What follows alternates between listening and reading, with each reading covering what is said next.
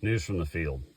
So we're out looking at some stuff. We've been getting a few calls around some varying success of pollination. What I want to show you here is this is an example of like a two timings of pollination. You can see here you've got the milk kernels on here, and then you've also got these blisters. All of these late blistered kernels are pollinated. What it looks like to us is that the silks arrived, the pollen shed, and occurred roughly 7 days ago. And then we continue to get pollen shed, which a lot of these fields still are carrying a lot of pollen. And the remainder of these silks then went ahead and grew out, and they are now pollinated.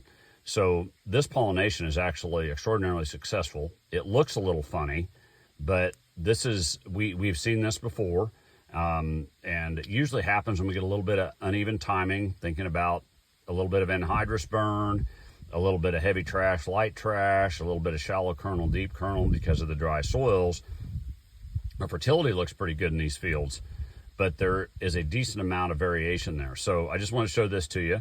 And this is an example of it. And it looks like this pollination here is actually around that 97 to 99%. But it did it over a week instead of doing it all at once.